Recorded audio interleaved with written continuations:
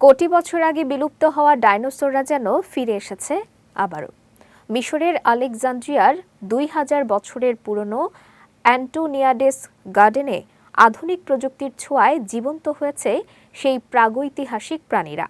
এরা কখনো গর্জে উঠছে, আবার কখনো বা নড়ে উঠছে, যা দেখে মনে হবে যেন সময় থেমে গেছে কোটি বছর আগের পৃথিবীতে। বিস্তারিত দেখুন শারমিন নিশুর প্রতিবেদনে।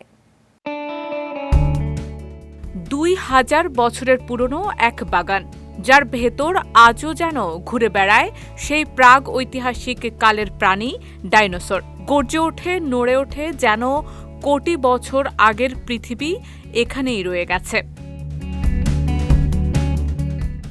মিশরের আলেকজান্দ্রিয়া প্রদেশের কেন্দ্র থেকে একটু দূরে সেই বাগানের নাম অ্যান্টোনিয়াডেস গার্ডেন।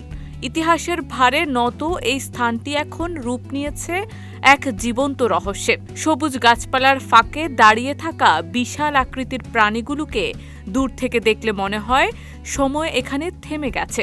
ডাইনোসররা এখনও এই পৃথিবীতে বেঁচে আছে।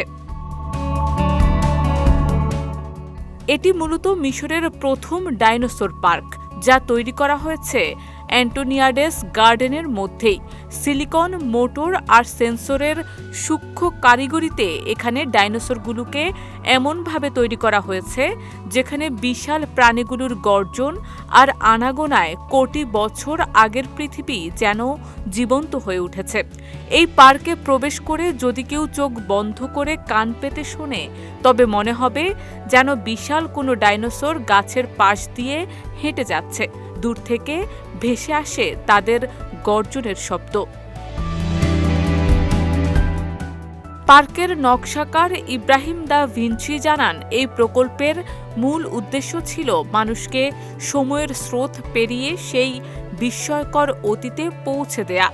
আধুনিক প্রযুক্তির ছোঁয়ায় অতীতের এই বিশাল প্রাণীদের আবারও জীবন্ত করে তোলা হয়েছে, যাতে অতীত ও বর্তমানের মধ্যে একটি অনন্য সংযোগ তৈরি হয়। আর হাজার বছরের ইতিহাসে ভরা এই বাগানটি এখন সেই সময়ের সেতু। শারমিন নিশু, বিজয় টিভি, নিউজ ডেস্ক।